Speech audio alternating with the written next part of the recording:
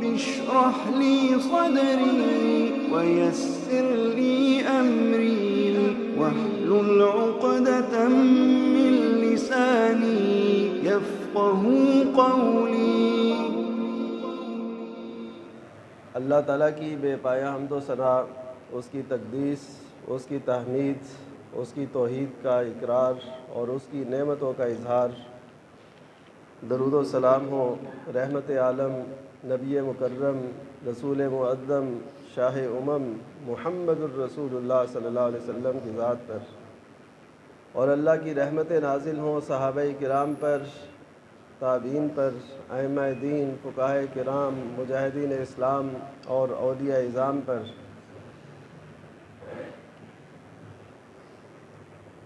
اللہ تعالیٰ نے رسول اللہ صلی اللہ علیہ وسلم کو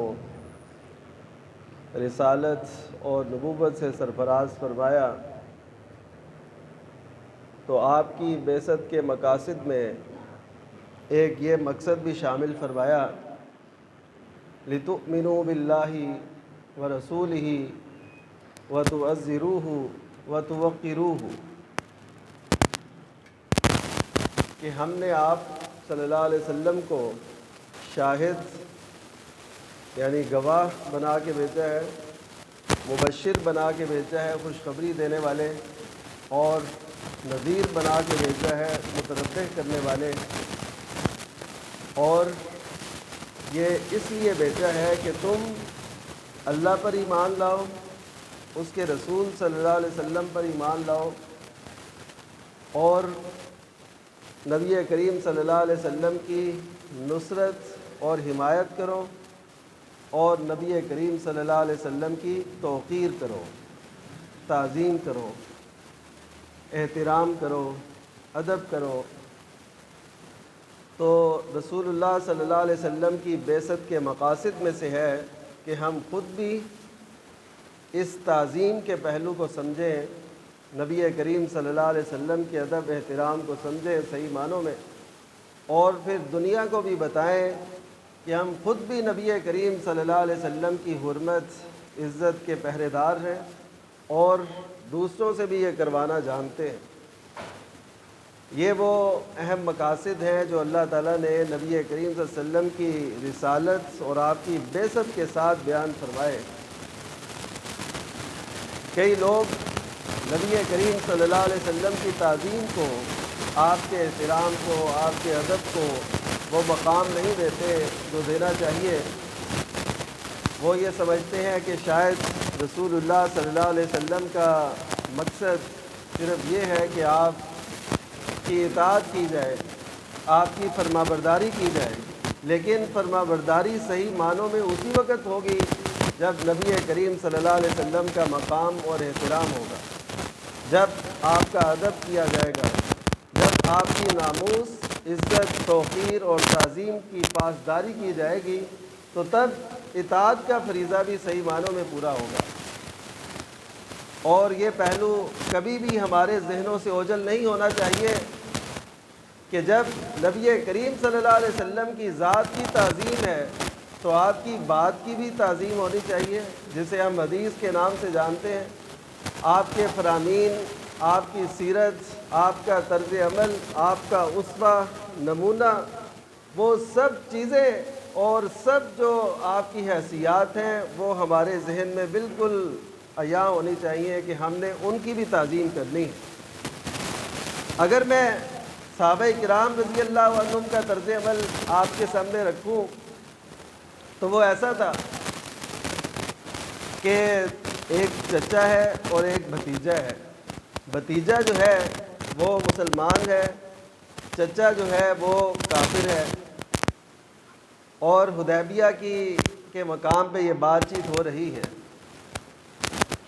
مغیرہ بن شعبہ رضی اللہ تعالیٰ عنہ وہ صحابی ہیں اور یہ بھتیجے ہیں۔ چچا جو ہے وہ کافر ہے، عروہ بن مسعود اس کا نام تھا، بعد میں وہ بھی اسلام لے آئے۔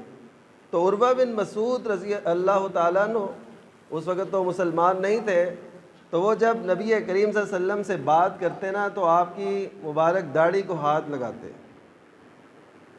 نبی کریم صلی اللہ علیہ وسلم کی مبارک ریش کو ہاتھ لگاتے، تو اب کیا ہوتا کہ سیدنا مغیرہ بن شعبہ وہ اپنے تلوار کے پرتلے سے، اس کے دستے سے اس کے ہاتھوں کو پیچھے کر دیتے ہیں کہ نیچے کر. وہ چچا ہے لیکن ادھر نبی کریم صلی اللہ علیہ وسلم کی ذات مبارک ہے.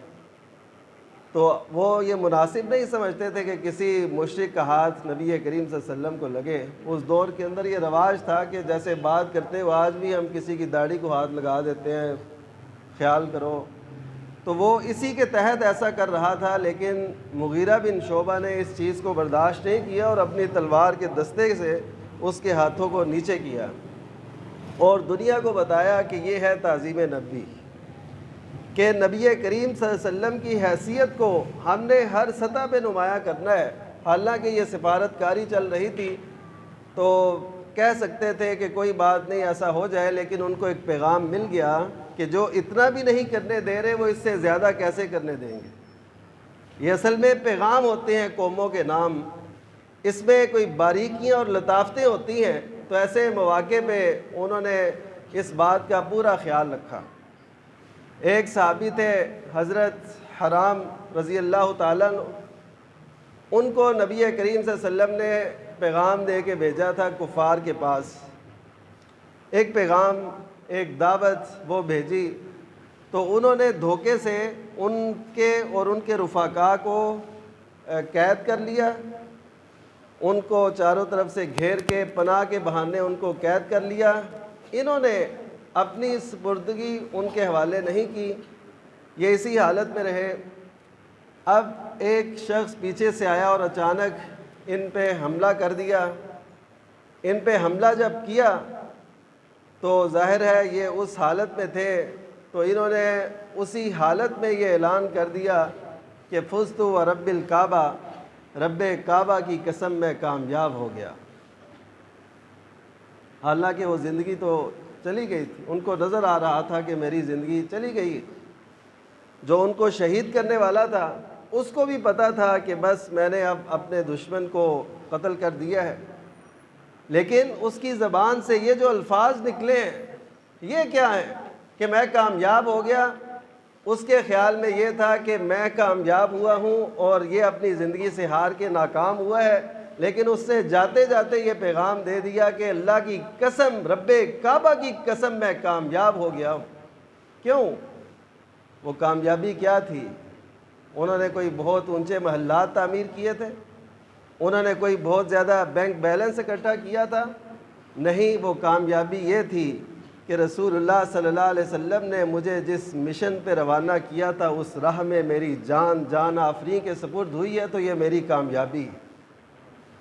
آج دنیا یہ نہیں جانتی، آج تو وہ نہیں جانتے جو نبی کریم صلی اللہ علیہ وسلم پر ایمان رکھتے ہیں کہ نبی کریم صلی اللہ علیہ وسلم کی حیثیت، منزلت اور مقام اللہ تعالیٰ کے ہاں کیا ہے، اور قرآن مجید میں اس نے کس کس انداز سے نبی کریم صلی اللہ علیہ وسلم کی تعظیم کا درس دیا ہے.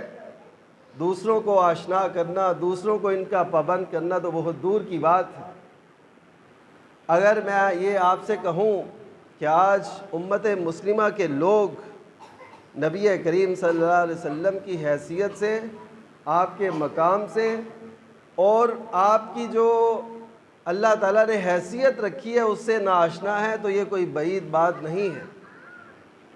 کتنے ایسے لوگ ہیں جو محض اس لیے نبی کریم صلی اللہ علیہ وسلم کی احادیث مبارکہ کو رد کر دیتے ہیں، ٹھکرا دیتے ہیں، کہ وہ سمجھتے ہیں کہ یہ اس قابل نہیں ہے، نعوذ باللہ من ذالک، کہ ان کو اس دور کے اندر اپنایا جائے. میرے دوستو، اگر رسول کو تم قیامت تک کے لیے پیغمبر مانتے ہو تو پھر آپ کے فرامین کو قیامت تک کے لیے کیوں نہیں مانتے؟ تم جب یہ کہتے ہو کہ امام کائنات محمد الرسول اللہ صلی اللہ علیہ وسلم کے بعد کسی نبی نے نہیں آنا، آخری نبی ہے قیامت تک کے لیے، تو پھر آپ کے فرامین کے ساتھ یہ ناروا رویہ خود آپ کے ماننے والوں کی طرف سے، تو یہ بہت بڑی ایک جو ہے کم فہمی کہہ لیں اور محرومی کہہ لیں، بدبختی کہہ لیں، شقاوت کہہ لیں، ضلالت کہہ لیں، گمراہی کہہ لیں، جو بھی کہہ لیں، یہ چیز امت مسلمہ کے اندر موجود ہے۔ جیسے یہ انڈیا کے اندر بات ہوئی نا نبی کریم صلی اللہ علیہ وسلم کی سیدہ عائشہ رضی اللہ تعالیٰ عنہ سے نکاح کی عمر کے حوالے سے، اور اس پہ انہوں نے جو کچھ کہنا تھا کہا، امت مسلمہ نہ اسے برداشت کر سکتی ہے، نہ اس رویے کو قبول کر سکتی ہے۔ لیکن یہ بات یاد رکھیے کہ نبی کریم صلی اللہ علیہ وسلم کی جو حیثیت صحابہ کرام نے منوائی تھی دنیا کے سامنے، آج ہم ہر محاذ پہ اس سے پسپا ہیں۔ کیسے؟ مثلا آج لوگ یہ کہتے ہیں اچھا اگر یہ مشرک، یہ کافر، یہ ہندو، یہ یہودی، یہ نصرانی، یہ نبی کریم صلی اللہ علیہ وسلم کی کسی بات پہ اعتراض کرتے ہیں، آپ کی کسی حیثیت پہ اعتراض کرتے ہیں، تو ہمارے مسلمان کیا کرتے ہیں؟ وہ کہتے ہیں جی یہ ہم اس حدیث کو چلیں نہ بھی مانیں تو کیا ہے، اس سے اعتراض لازم آتا ہے نبی کریم صلی اللہ علیہ وسلم کی ذات پہ۔ یہ ایک ایسا بڑا فتنہ ہے جس کا نتیجہ یہ نکلتا ہے کہ انسان نبی کریم صلی اللہ علیہ وسلم کی احادیث کو جو صحیح سند سے مستند اور اتھینٹک ہیں ان کو وہ ماننے سے انکار کر دیتا ہے۔ تو مجھے بتائیے یہ نبی کریم صلی اللہ علیہ وسلم کے امتیوں کی طرف سے نبی کریم صلی اللہ علیہ وسلم کی تعظیم ہے؟ آپ کی قدر و منزلت کو پہچاننا ہے؟ نہیں، یہ پہچاننا نہیں ہے، یہ نبی کریم صلی اللہ علیہ وسلم کی حیثیت کو تسلیم کرنا نہیں ہے۔ کتنے ایسے لوگ ہیں جو محض اس لیے ان احادیث سے کنارہ کشی اختیار کر لیتے ہیں کہ جی نبی صلی اللہ علیہ وسلم کی ذات پہ کوئی اشکال نہ آئے، کوئی اعتراض نہ آئے، تو یہ اختیار مجھے اور آپ کو کس نے دیا کہ ہم خود فیصلہ کریں؟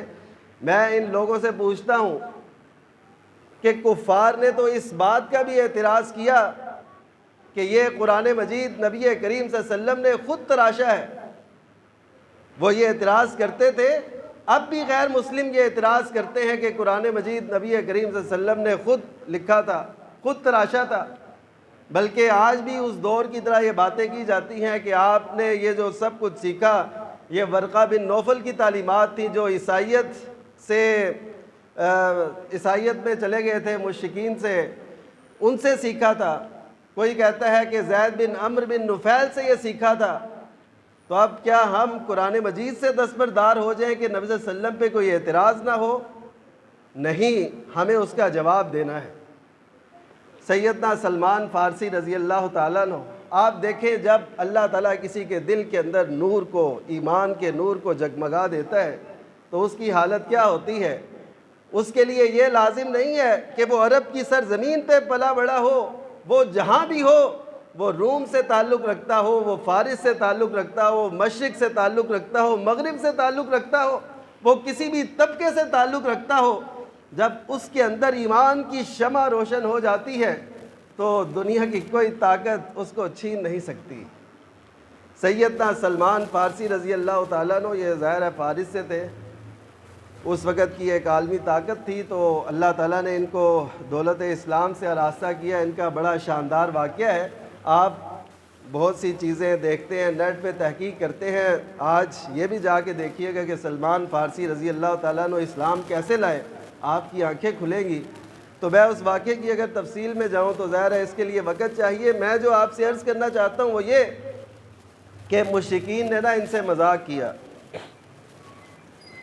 کہ قد علمکم نبیکم کل شیء، کہ تمہارے نبی نے تمہیں تو ہر چیز سکھائی ہے، حتی الخلا، یہاں تک کہ بیت الخلاء کے آداب بھی سکھائے۔ یہ اس نے اس لیے نہیں کہا تھا کہ وہ ان کی کوئی تعریف کر رہا تھا، بلکہ اس کا مقصد نشانہ بنانا تھا، تضحیک کرنا تھا، استہزاء کرنا تھا۔ کیوں؟ اس کا مقصد یہ تھا، نبی کا کام یہ نہیں ہوتا کہ وہ بیت الخلاء کے آداب سکھائے،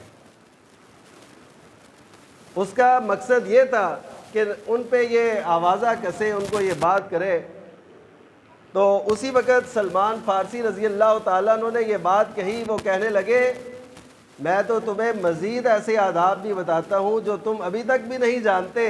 ہمیں تو اس چیز سے بھی نبی کریم صلی اللہ علیہ وسلم نے روک دیا ہے کہ ہم بیت الخلاء کے وقت ہم نہ قبلے کی طرف رخ کریں نہ پیٹھ کریں، یعنی قبلے کی طرف ہمارا نہ رخ ہونا چاہیے نہ پیٹھ ہونی چاہیے۔ یہ ایک ضمنی طور پہ میں عرض کرتا ہوں، بعض گھروں میں ایسے دیکھنے کا اتفاق ہوتا ہے کہ انہوں نے اس چیز کا خیال نہیں رکھا ہوتا، تو اس کا ضرور خیال کیجیے۔ تو میں جو عرض کر رہا تھا کہ سلمان فارسی رضی اللہ تعالیٰ عنہ نے مرعوب ہو کے، ان سے متاثر ہو کے، ان کے پراپیگنڈے اور چال سے متاثر ہو کے یہ نہیں کہا نہیں نہیں نبی کا کام تو یہ نہیں ہوتا، انہوں نے کہا آؤ میں تمہیں وہ بھی بتاتا ہوں جو تم اب تک نہیں جانتے۔ نبی کا کام ہر سلسلے میں ہماری رہنمائی ہے، اور بہترین رہنمائی نبی کریم صلی اللہ علیہ وسلم نے فراہم کی، لیکن آج امت مسلمہ اس حیثیت سے ناآشنا ہو کے ہر محاذ پہ پسپائی اختیار کیے ہوئے، معذرت خواہانہ رویہ اختیار کیے ہوئے ہیں کہ ہمیں چھوڑ دینا چاہیے۔ جن احادیث سے نبی کریم صلی اللہ علیہ وسلم کی تعظیم پہ کوئی فرق آتا ہے ہمیں انہیں تسلیم نہیں کرنا چاہیے۔ یہ ایک بہت بڑا فتنہ ہے جو آج رائج ہے، اور لوگ اس کی باقاعدہ دعوت دیتے ہیں۔ تو ہمیں یہ نہیں کرنا، ہمیں نبی کریم صلی اللہ علیہ وسلم کی ان حیثیات کو، آپ کے ان فرامین کو وہی حیثیت دے رہی ہے جو صحابہ کرام رضی اللہ عنہم نے دی۔ قرآن مجید کے اگر ہم برق پلٹیں، اس کا مطالعہ کریں تو یقین کیجئے جگہ جگہ پہ نبی کریم صلی اللہ علیہ وسلم کی تعظیم کا درس اور آپ کی حیثیت کو منوایا گیا ہے۔ یہود ایسا کرتے تھے کہ وہ ظاہری طور پہ کوئی ایسی بات آپ کے سامنے کرنے سے گریزاں رہتے تھے، لیکن لفظوں کے ہیر پھیر سے کچھ ایسی باتیں کر دیتے تھے، جیسے لفظ ہے السلام علیکم، لیکن وہ اس کی بجائے یہ کہہ دیتے تھے کہ السلام علیکم۔ سلام کا مطلب ہے سلامتی اور السلام کا مطلب ہے موت۔ تو یہ وہ ایسے کہہ کے اپنے دل کی بھڑاس حسد کو ایسے ٹھنڈا کرنے کی کوشش کرتے تھے۔ تو نبی کریم صلی اللہ علیہ وسلم نے اس کا حل یہ نکالا، آپ نے فرمایا کہ اگر وہ ایسا کہیں تو تم نے وعلیکم ان پہ کہہ دینا ہے، کہ وعلیکم تم کہو گے تو جو دعا یا بد دعا انہوں نے دی ہوگی اس کے وہ بد دعا انہی کی طرف لوٹ جائے گی کہ تم جیسے ہمارے لیے طلب کر رہے ہو، تم ہمارے لیے سلامتی طلب کر رہے ہو تو چلو تمہیں بھی ملے، اگر تم ہمارے لیے بد دعا کر رہے ہو تو تمہیں بھی وہ چیز ملے۔ تو نبی صلی اللہ علیہ وسلم نے فرمایا کہ تمہاری جو بد دعا ہے ان کے خلاف وہ تو اللہ تعالیٰ وہ قبول کرے گا، لیکن ان کی ہوئی بد دعا تمہارے حق میں قبول نہیں فرمائے گا۔ اسی طرح لفظ رائینہ قرآن مجید کے آغاز میں اللہ تعالیٰ نے فرمایا، رائینہ کا لفظ کہا جاتا تھا نبی کریم صلی اللہ علیہ وسلم کو مخاطب کرنے کے لیے۔ اس کا مطلب یہ تھا کہ ہمارا خیال رکھیں، ہماری طرف توجہ کریں، یعنی آپ سے محو کلام ہونا ہوتا تو یہ لفظ کہے جاتے تھے، جیسے ہم آج جناب یا سر یا ایسے کوئی لفظ کہتے ہیں یا کوئی بھی لفظ تعظیم کے، تو وہ اس طریقے سے کہتے تھے۔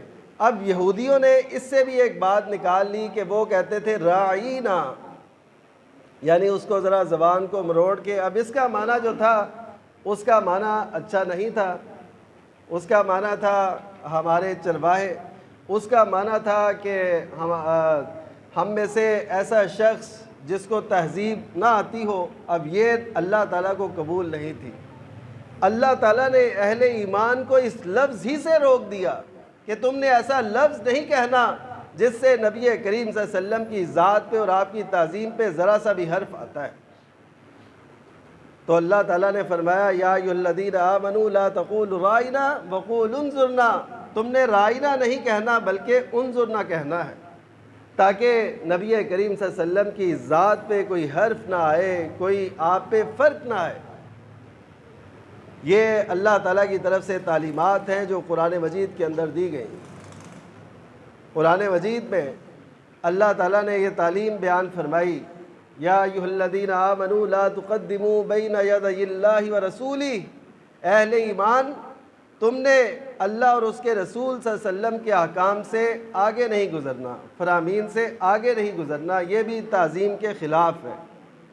جیسے ذاتی طور پہ یعنی کوئی نبی کریم صلی اللہ علیہ وسلم سے آگے بڑھ جائے ذاتی طور پہ، یہ تعظیم کے خلاف ہے، اسی طرح نبی کریم صلی اللہ علیہ وسلم کے فرامین سے کوئی آگے بڑھ جائے تو یہ آپ کے فرامین کی اہانت ہے، توہین ہے۔ کہ وہ کہے کہ جو نبی صلی اللہ علیہ وسلم نے فرمایا وہ کافی نہیں ہے، وہ اپنی طرف سے کوئی چیز دین کے اندر داخل کرے جسے ہم بدعت کے نام سے جانتے ہیں، تو یہ اللہ تعالیٰ نے اسے روکا ہے۔ اور بھی اس میں تو بہت سی تفصیلات ہیں۔ تو اللہ تعالیٰ سے، اس کے رسول صلی اللہ علیہ وسلم سے احکام میں آگے نہیں بڑھنا۔ مثلا جو ہمارے لیے نماز کی رکعتیں، نماز کی تعداد وہ مقرر کر دی گئی ہے، اب اس سے آگے کوئی بڑھے گا، وہ کہے کہ مجھے فجر کی رکعتیں 2 نہیں 3 پڑھنی ہیں، یہ بظاہر تو لگتا ہے کہ نیکی کا کام ہے، لیکن یہ نیکی کا کام نہیں ہو سکتا، کیونکہ یہ اللہ رسول صلی اللہ علیہ وسلم کے حکم سے تجاوز ہے، اس سے بڑھ جانا ہے، اس سے آگے نکلنا ہے۔ اسی طرح ہم اپنے معمولات میں دیکھیں تو ہم بہت سے لوگ یہ کہتے سنائی دیتے ہیں کہ جی اس کام سے روکا تو نہیں نہ گیا، اس کام سے منع تو نہیں کیا نبی کریم صلی اللہ علیہ وسلم نے، تو ہم کہیں گے کہ دین وہ ہے جو نبی کریم صلی اللہ علیہ وسلم نے کر کے دکھایا، عبادت وہ ہے جو آپ نے کی۔ اگر ہم اپنی طرف سے کوئی چیز شامل کرتے ہیں، اس سے آپ کا نہ کرنا ہی یہ اس بات کی دلیل ہے کہ ہم نے وہ نہیں کرنا۔ آپ کا نہ کرنا ہی، تعلیم نہ دینا ہی اس بات کی دلیل ہے کہ وہ کام نہیں ہم نے کرنا۔ یہ ہے اللہ اور اس کے رسول صلی اللہ علیہ وسلم کے احکام سے پیچھے رہنا، آگے نہ بڑھنا۔ اور اسی طرح قرآن مجید ہمیں نبی کریم صلی اللہ علیہ وسلم کی تعظیم سکھاتا ہے کہ اللہ تعالیٰ فرماتے ہیں ہم نے نبی کریم صلی اللہ علیہ وسلم کو مبعوث فرمایا، آپ کو رسالت سے سرفراز کیا، اس لیے کہ تم نبی کریم صلی اللہ علیہ وسلم کی نصرت کرو، تعزروہ، آپ کی نصرت یہ ہمارے ذمے ہے۔ نصرت کیسے ہوتی ہے؟ نصرت ہوتی ہے دشمن کے مقابلے میں، تائید ہوتی ہے دشمن کے مقابلے میں، یعنی آپ کہیں سے کوئی بات ایسی سنیں تو نبی کریم صلی اللہ علیہ وسلم کی تعظیم کے لیے لگ جائیں، جٹ جائیں، آپ کا مشن بن جائے کہ میں نے نبی کریم صلی اللہ علیہ وسلم کی تعظیم کرنی ہے۔ نبی کریم صلی اللہ علیہ وسلم نے اپنے دور کے اندر اس چیز کو بڑا نمایاں کیا تاکہ کفار کو، رہتی دنیا تک کے کفار کو بھی سمجھ آ جائے اور مسلمانوں کو بھی یہ پتہ چل جائے کہ ہم نے نبی کریم صلی اللہ علیہ وسلم کی تعظیم کیسے کرانی ہے، کیسے ہم کفار سے محاذ آرائی کریں اور نبی کریم صلی اللہ علیہ وسلم کی تعظیم اور قدر و منزلت کفار کے ذہنوں میں ڈالیں۔ تو قرآن مجید ہمیں یہ تعلیم دیتا ہے اسی سورہ حجرات کے اندر کہ یا ایھا الذین آمنوا لا ترفعوا اصواتکم فوق صوت النبی، کہ نبی کریم صلی اللہ علیہ وسلم کی آواز سے تمہاری آواز بلند نہیں ہونی چاہیے۔ یہ آپ اگر تعظیم کا یہ پہلو دیکھیں تو انسان کی سوچ فکر یہ تو ایک علیحدہ بات ہے، انسان کو اس ایک مسلمان ہونے کی حیثیت سے اس بات کی بھی اجازت نہیں ہے کہ وہ نبی کریم صلی اللہ علیہ وسلم کی آواز سے اپنی آواز کو بلند کرے۔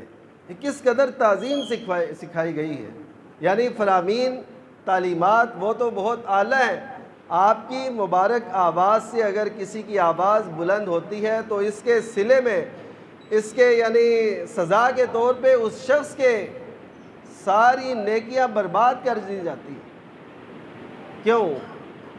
کہ اس نے نبی کریم صلی اللہ علیہ وسلم کی تعظیم کا یہ حق نہیں دیا، اس کو چاہیے تھا کہ اپنی آواز کو پست رکھتا۔ اس کے سارے اعمال جو اس نے اللہ کے لیے کیے تھے وہ سب ضائع ہو گئے اس وجہ سے کہ اس نے نبی کریم صلی اللہ علیہ وسلم کی اس حیثیت کو نہیں سمجھا۔ تو اسی طرح میرے دوستو ہو سکتا ہے ہم میں سے کئی لوگوں کی نیکیاں صرف اس وجہ سے ضائع ہو جائے کہ ہم نبی کریم صلی اللہ علیہ وسلم کی تعظیم اور توقیر نہیں کر رہے۔